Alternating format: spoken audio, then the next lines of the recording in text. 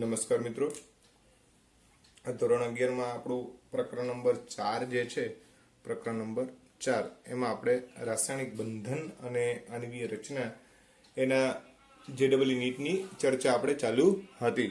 હવે મિત્રો, આ ચર્ચાની અંદર આજે આપણે આણ્વીય રચના જે છે એના અનુસંધાનમાં ચર્ચા કરશું અને સાથે સાથે સંકરણ અને અણુ આકાર એની પણ આપણે ચર્ચા કરવી છે. હવે મિત્રો, આપણે VSEPR સિદ્ધાંત અનુસાર એવું શીખી ગયા કે અણુ રચના જે છે, અણુ રચના અંગે વાત ચાલે છે, અણુ રચના અંગે આપણી ચર્ચા ચાલુ છે. એમાં આપણે એવું શીખી ગયા કે લોન પેર અને બોન્ડિંગ પેર, બરાબર છે, LP અને BP. LP એટલે લોન પેર, BP એટલે બોન્ડિંગ પેર. એમાં આ જે છે એ બંધકારક ઇલેક્ટ્રોન યુગ્મની સંખ્યા થાય. આ છે એ બંધકારક ઇલેક્ટ્રોન યુગ્મની સંખ્યા થાય અને આ જે છે અબંધકારક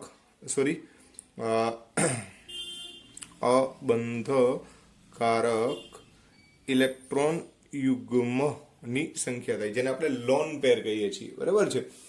તો મિત્રો, આ લોન પેર અને બોન્ડિંગ પેર બંને જે છે એના આધારે અણુઓના આકાર જે છે એ નક્કી કરવામાં આવે.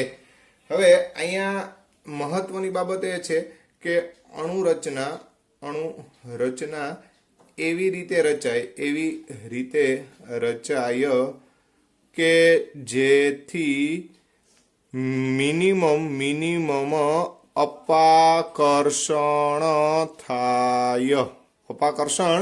મિનિમમ થાય.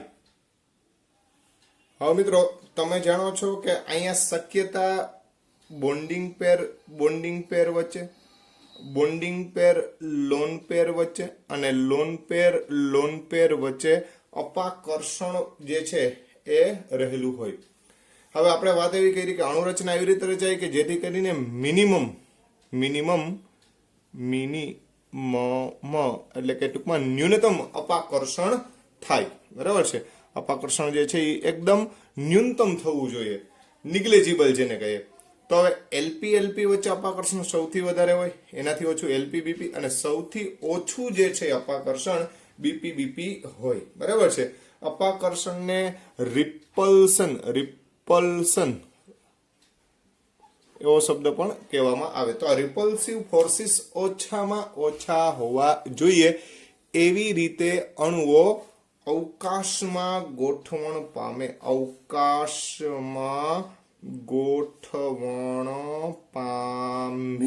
બરાબર છે.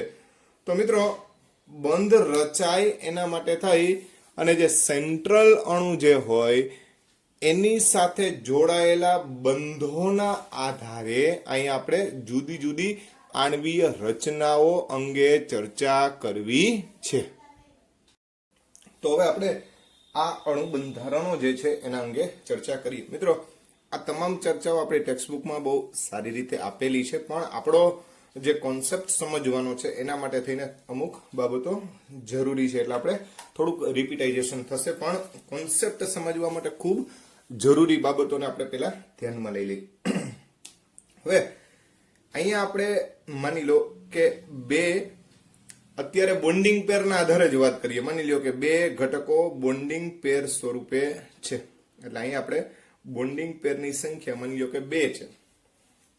તો આ સેન્ટ્રલ એટમ A હોય અને એની સાથે બે ઘટકો જોડાયેલા હોય તો આપણે એને AB2 તરીકે ઓળખીએ છીએ. હવે મિત્રો, A ઘટક સાથે B ઘટક જોડાય એના માટે થઈ અને ઓછામાં ઓછું અપાકર્ષણ બળ લાગે. શબ્દ બરોબર સમજો, ઓછામાં ઓછું અપાકર્ષણ બળ લાગે એના માટે જરૂરી અંતર મહત્તમ હોવું જોઈએ. તો મહત્તમ અંતર એટલે તમને ખબર છે કે આ 180 ડિગ્રીના એંગલે ગોઠવાય તો એનું અપાકર્ષણ મિનિમમ લાગે. આ એનો અણુના આકાર બનવા પાછળનું રીઝન. તો મિત્રો, અહીંયા રચના આપને રેખીય જોવા મળે, બરાબર છે. હવે 3 હોય તો આપણે AB3 કહીએ. તો આ સેન્ટ્રલ એટમ જે છે એની સાથે 3 ઘટકો જે છે એ મહત્તમ અંતરે એટલે કે મિનિમમ અપાકર્ષણ બળ લાગે એ રીતે જોડાઈ જાય. એટલે અહીંયા 3 ઘટકો જે છે એ આપણે આ રીતે જોડીએ તો આ 3 ઘટકો વચ્ચેનું અંતર જે છે આ રીતે આપણને પ્રાપ્ત થાય. તો એના માટે થાય અને તમે બોન્ડ એંગલ જુઓ તો 120 નો ખૂણો થાય. 3 ઘટક આવ્યા એટલે બોન્ડ એંગલ ઘટતું જાય. અહીંયા 180 નો ખૂણો હતો, અહીંયા 120 નો થયો. આ સમતલીય ત્રિકોણ શબ્દ બોલીએ, સમતલીય ત્રિકોણીય રચના, બરાબર છે, જેનું મેક્સિમમ અંતર કવર કરે જેથી કરીને મિનિમમ રિપલ્શન થાય એટલે અપાકર્ષણ બળ ન્યૂનતમ થાય. મિત્રો 4 ઘટક આવે એટલે કે AB4 જે છે એના માટે થાય અને આપણે કહીએ છીએ સમચતુષ્ફલકીય આકાર. મિત્રો આ બધા અવકાશી આકાર છે કે જે મહત્તમમાં મહત્તમ અંતર બનાવે 109 ડિગ્રી અને 28 મિનિટ અથવા 109.5 ડિગ્રી લખો તો પણ ચાલે. 28 કડા આ ખાસ ધ્યાનમાં રાખજો. 1 ડિગ્રી બરાબર 60 કડા, બરાબર છે, એટલે મિનિટ પણ બોલે છે એટલે ધ્યાનમાં રાખજો. અને અહીંયા 0.5 બરાબર 30 કડા થાય એટલે 28 છે એટલે ઘણી વાર આવું પણ લખે 109.5 અંશ આવું પણ લખે, બરાબર છે. તો આ જે છે એ એનું મહત્તમ અંતર દર્શાવે છે એટલે મિનિમમ રિપલ્શન થયું. તો એ જે છે સમચતુષ્ફલકીય આકાર થયો. પછી 5 હોય તો AB5 કહીએ છીએ. તો AB5 રચનામાં એક A જે છે એક A આપણે એમ કહીએ કે અહીંયા બરોબર સેન્ટરમાં છે. બાકીના 3 ઘટકો આવી રીતે સમતલીય ત્રિકોણમાં જોડાય, સમતલીય ત્રિકોણમાં જોડાય, એક ઉપર અને એક નીચે આ રીતે ઘટનાઓમાં જોડાયેલા હોય. મિત્રો તો આ જે છે આખો આમ સમતલીય ત્રિકોણ બને અને આ ઉપર અને નીચે જેને ત્રિકોણીય દ્વિપિરામિડ શબ્દ બોલાય. ત્રિકોણીય દ્વિપિરામિડ, એક પિરામિડ ઉપર એક પિરામિડ નીચે એ રીતની આખી રચના થાય. 6 હોય તો AB6 વડે દર્શાવાય. 6 હોય એને આપણે શેના વડે દર્શાવીએ છીએ? AB6. તો એમાં એ ઘટક જે છે એની આસપાસ એક જ સમતલમાં 4 ઘટકો જોડાયેલા હોય. આ એક જ સમતલમાં રચના થઈ અને એક ઉપર અને એક નીચે એમ ટોટલ 6 ઘટકો જોડાયેલા હોય જેને આપણે અષ્ટફલકીય આકાર કહીએ છીએ.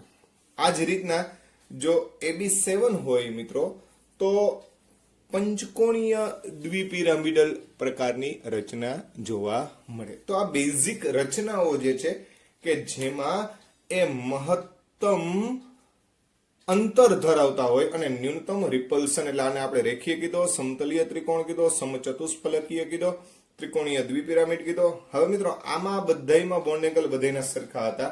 અહીંયા આ સમતલમાં જે છે આમ સમતલમાં જે હોય એ આમ ત્રિકોણીય રીતે ગોઠવાયેલા હોય એટલે એક જ સમતલમાં આમ ત્રિકોણ પડે એટલે 120 ડિગ્રી જે છે એ એંગલ જે છે એ ગણાય, બરાબર છે. પણ ઉપર જે છે આ સમતલ જે છે એને એક્ઝેક્ટલી આવી રીતે રહેલો હોય એટલે લંબરૂપે રહેલો હોય તો એ જે છે એ 90 ડિગ્રીનો એંગલ ગણાય. એટલે અહીંયા બે જુદા જુદા ખૂણાઓ શક્ય બને. આ ઉપલી લાઈન વાળા જે છે આ ઊભા જે છે એ 90 ડિગ્રી સાથે આ સમતલ સાથે જોડાયેલા હોય અને સમતલમાં જે છે એ બધા 120 એટલે અહીંયા 90 અને 120 નો આકાર હોય. આમાં બધા જ 90 ડિગ્રીના જ હોય. આ બધા ચોરસની જેમ તમે વિચારો એટલે આમ ચોરસીય રીતે વિચારવા જાવ તો બધા ઘટકો વચ્ચેનો બોન્ડ એંગલ જે છે 90 90 90 90 9 4 36 4 ભાગ પડ્યા હોય, બરાબર છે. ઉપર પણ એક્ઝેક્ટલી સમતલ જે છે એને લંબરૂપે અને નીચે પણ સમતલને લંબરૂપે એટલે અષ્ટફલકીયમાં 90 ડિગ્રીના બંધકોણ તમને જોવા મળશે. તો મિત્રો આ સામાન્ય ચર્ચા થઈ કે જેમાં અણુઓનો આકાર આપણે આ રીતે દર્શાવીએ. પણ હવે ભાઈ અહીંયા માત્ર બોન્ડિંગ પેરને ધ્યાનમાં લઈ અને ચર્ચા કરતા હતા, બરાબર છે. પણ માની લ્યો કે બોન્ડિંગ પેર ઉપરાંત લોન પેર પણ હાજર હોય તો ત્યારે આકાર જે છે એમાં ફેરફાર જોવા મળે, બરાબર છે. તો એવા અણુ રચનાઓ જે છે એ આપણી ટેક્સ્ટબુકની અંદર પણ આપણે સમજૂતીની અંદર આપેલી જ છે જેને ધ્યાનમાં લઈ અને તમે અભ્યાસ કર્યો જ હશે, બરાબર છે. દાખલા તરીકે હું તમને એમ કહું કે આવો કોઈ બંધારણ હોય AB2E, બરાબર છે, જ્યાં A છે એ સેન્ટ્રલ એટમ ગણીએ, B જે છે એ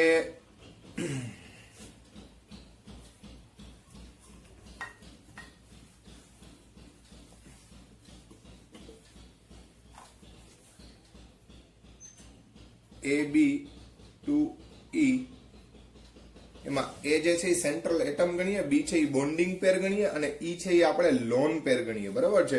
તો અહીંયા બોન્ડિંગ પેર જે છે એ 2 થઈ અને લોન પેર જે છે એ 1 છે એવું આપણે વિચારીએ. ટોટલ કેટલા થયા? તો કે ભાઈ કુલ જે છે એ 3 ઘટક થયા. તો 3 મુજબ ખરેખર આ સેન્ટ્રલ એટમ એની યારે 3 ઘટકો એ આપણે સમતલીય ત્રિકોણમાં જેમ ગોઠવતા હોય એમ જ વાસ્તવમાં આપણે ગોઠવવાના થાય. આ 1, 2 અને 3 વાસ્તવમાં આમ જ ગોઠવવાના થાય. બરોબર સમજો. હવે અહીંયા 3 માંથી ગમે તે જગ્યાએ, એટલે આપણે આમ ત્રિકોણીય રીતે વિચારીએ તો એક ઉપર બતાવી દે, એક આમ બતાવી, એક આમ બતાવી. આ સેન્ટ્રલ એટમ એ છે. બરાબર છે. 2 જગ્યાએ બી ગોઠવો અને એક જગ્યાએ લોન પેર ગોઠવવો પડે. બરાબર છે. હા, આમ નો અનુકૂળ આવે ને અહીંયા લોન પેર અને અહીંયા બોન્ડિંગ પેર લખો, કોઈ વાંધો નથી. અહીંયા 2 જગ્યાએ બોન્ડિંગ પેર અને અહીંયા લોન પેર લખો, કોઈ વાંધો નથી. બરાબર છે. એટલે કોઈ પણ રીતે તમે એને લખી શકો. મિત્રો, લોન પેર ને ક્યારેય આકારમાં આપણે ગણવાનો થતો નથી. બરાબર છે. હા, મૂળભૂત રચના કઈ રીતે શક્ય બને એ રિપલ્શન ઓછામાં ઓછું થવા માટે એને સમતલીય ત્રિકોણમાં 3 ના આધારે જોડાવવું જ પડે. આ બેનો સરવાળો કેટલો થાય? 3 થાય. એટલે આપણે આ રીતે લખીએ. પણ જ્યારે પણ આપણે એનો આકાર જોઈએ, ભૌમિતિક આકાર જોઈએ, ત્યારે આપણે ખાસ ધ્યાનમાં રાખજો, આ આકારને ધ્યાનમાં લેવો પડે. તો અહીંયા આવો આકાર તમને જોવા મળશે. એટલે સમતલીય ત્રિકોણ આકારમાં ઘટકો ગોઠવાય પણ લોન પેર જે છે એ ભૌમિતિક આકારમાં કામ લાગે નહીં. એટલા માટે થઈને અહીંયા ફક્ત તમને વળેલ આકાર જોવા મળે. કયો આકાર જોવા મળે? વળેલ. એના સિવાયનો કોઈ આકાર જોવા મળશે નહીં. તો આવી જે કંઈ પણ બેઝિક બાબતો છે એને ધ્યાનમાં રાખવાની. એનું કારણ છે આપને ટેક્સ્ટબુકના આધારે નહીં પણ કોઈ પણ ઉદાહરણ આપી અને આપને પ્રશ્ન પૂછવામાં આવશે કે આપેલ ઘટક જે છે એનો અણુ આકાર કયો છે, સંકરણ કયું છે, બરાબર, બોન્ડિંગ પેર કેટલા છે, લોન પેર કેટલા છે, આવા પ્રશ્નો આપને પૂછવામાં આવે, જેથી કરીને આપણે આ વર્ણન જે છે પેલા બેઝિક સ્વરૂપે લઈએ છીએ. બરાબર છે. હવે એટલે આ 3 વારામાં આવી એક શક્યતા કે 2 બોન્ડિંગ પેર અને 1 લોન પેર. હા, ક્યારે એવું ન મળે મિત્રો કે 1 બોન્ડિંગ પેર હોય ને 2 લોન પેર હોય. એનું કારણ છે કે લોન પેર ના કારણે થઈને અપાકર્ષણ બળ વધી જાય એટલે અણુ અસ્થિર બની જાય. એવું થવું જોઈએ નહીં. બરાબર. પછી AB3E, બરાબર છે. એટલે ટોટલ કેટલા છે? 4. તો આમાં ભાઈ 2 શક્યતા રહીએ. બરાબર, ધ્યાન રાખજો. AB3E રહીએ અથવા AB2E2 પણ રહી શકે. ટોટલ 4 માં 3 માં એક જ શક્યતા હતી. બરાબર છે. તો અહીંયા બોન્ડિંગ પેર કેટલા? 3 અને લોન પેર કેટલા? 1. ટોટલ 4. AB2E2 માં 2 વત્તા 2. પણ આનાથી લોન પેર વધી જવા જોઈએ નહીં. એ વસ્તુ આપણે ખ્યાલ હોવો જોઈએ. તો મિત્રો, અહીંયા અણુ આકાર જે છે એની અંદર તમને ખ્યાલ છે કે ભાઈ અહીંયા અણુ આકારમાં આપણે 3 ને 1 4 એટલે સમચતુષ્ફલકી આકાર જ ગોઠવવો પડે. બરાબર છે.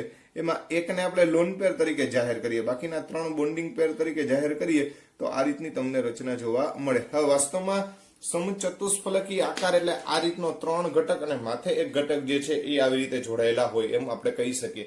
તો એમાં આ 3 ઘટકો એમને રહેવા દો, ઉપરનો લોન પેર કાઢી નાખો તો તમને આ ત્રિકોણીય પિરામિડ જેવો વાસ્તવિક આકાર જોવા મળે. એટલે ભૌમિતિક આકાર જે છે એ ત્રિકોણીય પિરામિડ. ઓમ તો સમચતુષ્ફલકીય રીતે જોડાયેલા છે. બીજી એક વાત, સામાન્ય રીતે સમચતુષ્ફલકીય ઘટકો જે હોય સમચતુષ્ફલક એમાં 109 ડિગ્રી અને 28 મિનિટનો બંધકોણ હોવો જોઈએ. પણ ઈ ક્યારે ભાઈ મિત્રો? બધા જ બોન્ડિંગ પેર હોય. તો આપણે શીખી ગયા કે બોન્ડિંગ પેર વચ્ચેના અપાકર્ષણ બળ જે છે એના કરતા બોન્ડિંગ પેર અને લોન પેર જે છે, બોન્ડિંગ પેર ને લોન પેર વચ્ચે એનું અપાકર્ષણ વધારે હોય તો સ્વાભાવિક છે કે આને અપાકર્ષિત જાજો કરશે. એટલે અહીંયાથી આ બોન્ડ એંગલ જે છે 109 ડિગ્રી અને 28 મિનિટ કરતા વધી જશે તો સ્વાભાવિક છે કે આ બધા કેવા થઈ જાય? ટૂંકા થઈ જાય. એટલે આ વસ્તુ એના અણુ રચના ઉપર સાથે સાથે આ અપાકર્ષણ બળ ઉપર પણ આધાર રાખે. હવે મિત્રો, 2 બોન્ડિંગ પેર અને 2 લોન પેર. તો અહીંયા 3 બોન્ડિંગ પેર ને 1 લોન પેર હતા. એની જગ્યાએ માની લ્યો કે આપણે અહીંયા 2 લોન પેર બતાવી દે તો હવે ફક્ત આ આકાર જ વધ્યો. તો તમે અહીંયા જુઓ કે ભાઈ આપણે આ સમચતુષ્ફલકી આકારમાં આ રીતે વર્ણન કરતા હતા, એમાંથી આ 2 ઘટકોને દૂર કરી દઈએ તો ફક્ત આ 2 ઘટક એટલે આવી રીતની રચના વધી, જેને આપણે વળેલ આકાર અગાઉ પણ કીધો હતો. બરાબર છે. તો અહીંયા આવી રીતે જ્યારે પણ હોય ત્યારે તમને વળેલ આકાર જોવા મળે. બરાબર છે. તો આ ઘટકો જે છે એના આધારે આપણે આકાર નક્કી કરીએ છીએ. તો મિત્રો, આની એક આપણે યાદી બનાવીએ. હવે તમને સમજૂતી બધી ખબર જ છે પણ આપણે અહીંયા ધ્યાનમાં એ રાખવાનું કે ટોટલ 3 હોય તો સમતલીય ત્રિકોણથી તો કોઈ દી વધે જ નહીં, પણ એમાં લોન પેર આવી જાય 1 અને બોન્ડિંગ પર 2 હોય તો ફાઇનલ જ હોય કે વળેલ આકાર આવે. 3 અને 1 વાર હોય તો ત્રિકોણીય પિરામિડલ જ આવે, ત્રિકોણીય પિરામિડલ. આ જ રીતના 2 ને 2 હોય તો ફરીથી પાછો વળેલ, એને બેન્ડ અથવા બેન્ટ શબ્દ પણ કહેવામાં આવે છે. આ જ રીતના AB3E2, પેલા આપણે AB4E લઈ લઈએ એટલે કે ટોટલ 5 અને AB3E2 લઈ લઈએ એ પણ 5 વાળો જ થાય, બરાબર છે. તો ભાઈ અહીંયા બે શક્યતાઓ જે છે એ રહેલી છે, બરાબર. ટોટલ 5 ઘટકો માટે થઈને જોડાણ જે છે એ તમને ખબર છે કે આવી રીતે આ A ઘટક છે એની સાથે અહીંયા B, અહીંયા B, અહીંયા B, ઉપર B અને નીચે B, જો 5 બોન્ડિંગ હોય તો. આપણી પાસે 5 બોન્ડિંગ નથી, આપણી પાસે 4 બોન્ડિંગ છે ને એક લોન પેર છે. હા મિત્રો, આ સમતલનું અંતર 120 ના ખૂણે છે ને ઉપરનું છે એ 90 ના છે, તો કયું અંતર મેક્સિમમ કહેવાય? તો કે ભાઈ 120 વાળું. એટલે આ ઈ ને એવી રીતે રાખો કે જે બધાયથી દૂર રહે. શું કામ? તો કે એ વધારેમાં વધારે અપાકર્ષણ કરે. આ 4 + 1 માં આનું અપાકર્ષણ વધારે હોય તો એને તમે અહીંયા રાખી શકો, અહીંયા અથવા અહીંયા, એટલે સમતલમાં એને રાખવો, બરાબર છે. તો હવે તમે આમ જોશો ને તો આ તમને આમ ચીંચવો એટલે ખરેખર વાસ્તવમાં તમે જે સીસો કહીએ આપણે, બરાબર છે, એટલે કે ઉચ્ચ કે નીચે કે જે કહીએ એના જેવો તમને આકાર જોવા મળશે, જેને આપણે ચીંચવો એવો શબ્દ પણ કહીએ છીએ. તો આ વસ્તુ ધ્યાનમાં રાખજો. વાસ્તવમાં ત્રિકોણીય દ્વિપિરામિડ પણ આ અબંધકારકના કારણે થઈને આવી ઘટના જોવા મળે, બરાબર છે. હવે માની લો કે અહીંયા 3 અને 2 છે તો એ પણ આપણે મેક્સિમમ અંતરે જે છે રાખવાનો પ્રયત્ન કરવાનો છે, બરાબર છે. તો મેક્સિમમ અંતર એટલે કોઈ પણ બી આ અથવા આ જ તમારે કાઢવું પડે. 120 ના અંતર વાળા છે બધા, 120, ઓલો તો ઉપર તો 90 ના ખૂણા વાળો છે. તો હવે સ્વાભાવિક વસ્તુ છે કે આ 3 ને તમે આમ ધ્યાનમાં લ્યો તો તમને ટી આકાર જોવા મળે. કેવો આકાર જોવા મળે? ટી. એટલે અહીંયા જે છે એ ચીંચવો અને અહીંયા જે આકાર છે એ ટી આકાર એવો શબ્દ બોલવામાં આવે. તો મિત્રો અહીંયા જુદા જુદા ભૌમિતિક આકારો જે છે એની આપણે સ્પષ્ટતા કરતા જઈએ છીએ, બરાબર છે. આ એનો બેઝિક ખ્યાલ થયો કે ભાઈ આવી રીતે આપણે કેટલા લોન પેર છે અથવા કેટલા બોન્ડિંગ પેર છે એના આધારે આ વસ્તુ આપણે નક્કી કરી શકીએ કે ભાઈ આપણો ઘટકનો જે આકાર જે છે એ કેવો હશે. રેડી? હવે માની લો, હવે એક આપણે H2O એટલે કે પાણીના ઉદાહરણ વડે, H2O ના ઉદાહરણ વડે સમજૂતી લે. તો આમાં આપણે મિત્રો નક્કી કરવું છે કે આનો આકાર કયો છે, બરાબર છે. આનો આપણે આકાર નક્કી કરવો છે, અથવા તો એના માટે આપણે પેલા લોન પેર અને બોન્ડિંગ પેર જે છે જાણી લઈએ તો આપણે ખ્યાલ આવી જાય. સાથે સાથે સંકરના આધારે પણ આપણે વાત કરશું, બરાબર છે. એટલે પછીનો આપણો ટોપિક જે છે એ સંકરણ છે, પણ પેલા આપણે એક સામાન્ય ચર્ચા કરી લઈએ. તો અહીં ઓક્સિજન છે એ સેન્ટ્રલ પોઈન્ટ છે, પરમાણુ ક્રમાંક 8 એટલે 2 અને 6, એટલે બાહ્યતમ કક્ષામાં કેટલા ઇલેક્ટ્રોન હોય? 6. બીજી રીતે તમે એવું પણ યાદ રાખી શકો કે ઓક્સિજન છે એ 16 નંબરના સમૂહનો સભ્ય છે, એટલે એની બાહ્યતમ કક્ષામાં 6 ઇલેક્ટ્રોન આવેલા હોય. તો આપણે 6 ઇલેક્ટ્રોન દર્શાવી દઈએ, 1, 2, 3, 4, 5 અને 6. આ 6 ઇલેક્ટ્રોન એટલે આપણે 6 ચોકડી બતાવી દીધી છે, બરાબર છે. હવે મિત્રો અહીંયા હાઇડ્રોજન છે એ એકી સંયોજક છે, એટલે પ્રત્યેક એક હાઇડ્રોજન એક ઇલેક્ટ્રોન જે છે એની હારે ભાગીદારી કરે. બાકીના 4 ઇલેક્ટ્રોન વધે, જે પૈકી બે નું એક જોડકું બનાવવાનું, બરાબર છે. એટલે લોન પેર હોય, બરાબર છે. તો આ એક લોન પેર, આ બીજી લોન પેર. તો તમને કોઈ પૂછે કે અહીંયા લોન પેર કેટલા, એલપી કેટલા, તો કે ભાઈ 2, અને બોન્ડિંગ પેર કેટલા, તો કે ભાઈ 2. એટલે બોન્ડિંગ પેર પણ 2 અને લોન પેર પણ 2. ખાસ ધ્યાનમાં રાખજો. તો બોન્ડિંગ પેર 2 હોય અને લોન પેર 2 હોય, બોન્ડિંગ પેર 2 હોય અને લોન પેર 2 હોય, ટોટલ 4 હોય, તો એવા ઘટક માટે હંમેશા આકાર કેવો મળે આપણને? વળેલ આકાર પ્રાપ્ત થાય. કેવો આકાર થાય? વળેલ. ખ્યાલ આવે છે? બરાબર છે. એ જ રીતના માની લો કે એમોનિયા જે છે એના માટે વાત કરવા જાય, એમોનિયા. તો એમોનિયાનો આપણે અણુ આકાર જે છે એ નક્કી કરવો હોય તો નાઇટ્રોજનને આપણે સેન્ટ્રલ પોઈન્ટ જે છે સેન્ટ્રલ ઘટક તરીકે નાઇટ્રોજન પરમાણુ ક્રમાંક 7. તો નાઇટ્રોજનના પરમાણુ ક્રમાંક 7 ના આધારે 2 અને 5 એટલે બાહ્યતમ કક્ષામાં 5 ઇલેક્ટ્રોન રહેલા છે. 1, 2, 3, 4 અને 5. હાઇડ્રોજન 3 છે. 1, 2 અને 3 અને બધા એકી સંયોજકતા વાળા છે એટલે એક એક ઇલેક્ટ્રોન જે છે એની સાથે જોડાઈ જાય તો 3 બંધ બને એટલે મિત્રો 3 બોન્ડિંગ પેર થાય. બોન્ડિંગ પેર કેટલી થાય? 3. અને 2 ઇલેક્ટ્રોન નો એક પેર એટલે એક લોન પેર થાય. લોન પેર કેટલા થાય? 1. ટોટલ થયા 4. બરાબર છે. તો એક લોન પેર હોય અને 3 બોન્ડિંગ પેર હોય. ટોટલ ઘટક જે છે એ 4 હોય. એના માટે હંમેશા ત્રિકોણીય પિરામિડલ આકાર આવે. તો એમોનિયાના અણુનો આકાર કેવો થાય? તો એનો જવાબ આપણે આપી શકીએ ત્રિકોણીય પિરામિડલ. આવી રીતે અણુઓના આકાર નક્કી કરી શકીએ. કોઈ પણ ઘટક હોય એના માટે થઈ અને અણુનો આકાર આપણે નક્કી કરવો હોય તો મિત્રો આ એના માટેની બહુ સરળ રીત છે કે જેની મદદથી આપણે એ વસ્તુ આપણે નક્કી કરી શકીએ. દાખલા તરીકે મિથેન જે છે એના માટે અણુ આકાર નક્કી કરવાનું કે તો મિથેનનો સેન્ટ્રલ એટમ જે છે એ કોણ છે? કાર્બન. કાર્બનનો પરમાણુ ક્રમાંક 6 એટલે 2 અને 4 તો બાહ્યતમ કક્ષામાં 4 ઇલેક્ટ્રોન એટલે 1, 2, 3 અને 4. હાઇડ્રોજન બધા મોનોવેલન્ટ છે એટલે એક એક ઇલેક્ટ્રોન જે છે એ બધા સાથે ભાગીદારી કરી અને જોડાઈ જાય. તો અહીંયા બધા જ બોન્ડિંગ પેર છે. બોન્ડિંગ પેર 4 છે. લોન પેર 0 છે. ટોટલ 4 થયા. તો બધા બોન્ડિંગ પેર હોય એવો 4 વાળો આકાર એટલે આ કોઈ આવે નહીં. આમાં કોઈ લોન પેર છે જ નહીં એટલે AB4 અણુ રચના જે છે તો આપણે સમચતુષ્ફલકીય આકાર કહેતા હતા. કેવો કહેતા હતા? સમચતુષ્ફલકીય આકાર. એટલે અહીંયા મિથેનનો તમને અણુ આકાર કેવો મળશે? સમચતુષ્ફલકીય આકાર તમને જોવા મળે. એ મિત્રો કોઈ પણ ઘટક હોય દાખલા તરીકે PCl5 તો એના માટે આપણે વિચાર કરવા જાય તો અહીંયા સેન્ટ્રલ અણુ કોણ છે? ફોસ્ફરસ. તો ફોસ્ફરસ એટલે પરમાણુ ક્રમાંક કેટલો થાય? 15 થાય. બરાબર છે. તો 2, 8 અને 5 અથવા 15 નંબરનો સમૂહ જે છે એમાં રહેલો ઘટક છે એટલે આપણે બાહ્યતમ કક્ષામાં 5 ઇલેક્ટ્રોન રહેલા હોય તો 1, 2, 3, 4 અને 5 બધા જ ક્લોરીન મોનોવેલન્ટ છે એટલે દરેક જગ્યાએ એક એક આપણે ક્લોરીન દ્વારા બંધકારક ઘટકો જોડાઈ જશે. તો આમાં 5 બંધકારક ઘટકો રહેલા છે. લોન પેર 0 છે. 5 વત્તા 1 એટલે 5 જ થશે. તો AB5 પ્રકારનો ઘટક થાય. તો હંમેશા એનો આકાર જે છે એ ત્રિકોણીય પિરામિડલ પ્રકારનો હોય.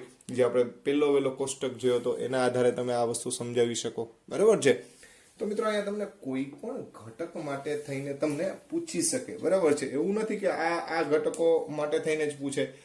દાખલા તરીકે આ ઉપરાંતની વાત કરવા જાય તો માની લો કે HCF4 લઈએ, ઝેનોન ટેટ્રાફ્લોરાઇડ લઈએ અથવા HCO2 લઈએ. બરાબર છે. તો ઝેનોન એટલે નિષ્ક્રિય તત્વમાંનો જેની બાહ્યતમ કક્ષામાં 8 ઇલેક્ટ્રોન હોય. 1, 2, 3, 4, 5, 6, 7 અને 8. ફ્લોરિન જે છે એ મોનોવેલન્ટ છે એટલે 1, 2, 3 અને 4 ઇલેક્ટ્રોનને કવર કરશે. બાકીના બે ની આપણે જોડી બનાવીએ તો આ બધા લોન પેર થાય. એટલે અહીંયા બોન્ડિંગ પેરની સંખ્યા થશે 4, લોન પેરની સંખ્યા થશે 2, ટોટલ થયા 6. ટોટલ 6 હોય એના માટે આપણે આકાર અષ્ટફલકીય કહેતા હતા. અષ્ટફલકીય. પરંતુ મિત્રો એમાં 2 લોન પેર છે તો માત્ર સમતલીય ચોરસ રચના જ અહીંયા જોવા મળશે. આ ઝેનોન સાથે આ 4 ઘટકો આ રીતે જોડાશે. 2 લોન પેર જે છે એને આપણે ધ્યાનમાં લેશું નહીં. તો આનો આકાર જે છે એ સમતલીય સમચોરસ એવું આપણે બોલી શકીએ. બરાબર છે. તો આવી રીતે તમે આકાર ગમે નો નક્કી કરી શકો. ભાઈ પાછું બીજું એવું નથી કે ભાઈ આનો આકાર આના જેવો જ આવી શકે. બરાબર છે. ઝેનોન O2 હોય તો ઝેનોન માટે થઈને આપણે 1, 2, 3, 4, 5, 6, 7 અને 8 ઘટક લખી નાખીએ. બરાબર છે. અહીંયા ઓક્સિજન છે એ ડાયવેલેન્ટ છે એટલે દ્વિસંયોજક છે તો એ બે ઇલેક્ટ્રોન સાથે એક બંધ બનાવે. ખાસ ધ્યાનમાં રાખજો. આવું પણ તમારે જોવું પડે. તો અહીંયા બોન્ડિંગ પેર જે છે એ ફક્ત 2 જ છે અને આ જોડી જે છે એ લોન પેરની છે એટલે લોન પેર પણ 2 ઘટક થયા. તો ટોટલ ઘટક અહીંયા 4 જ થયા. તો 4 ના આધારે તમારે આકાર સમજાવવો પડે. તો 2 બોન્ડિંગ પેર હોય અને 2 લોન પેર હોય એવો ઘટક જે છે AB2 E2 એના માટે આપણે વળેલ આકાર કીધો હતો, બરાબર છે. તો આનો આકાર કેવો થાય? વળેલ. એટલે આવી રીતે કોઈ પણ ઘટક જે છે એનો આકાર તમે સરળતાથી નક્કી કરી શકો. સાથે સાથે અહીંયા આપણે સંકરણ જે છે એને પણ આપણે ધ્યાનમાં લેવું છે. તો સંકરણ નક્કી કરવા માટે પણ આપણે આ મુદ્દાનો ઉપયોગ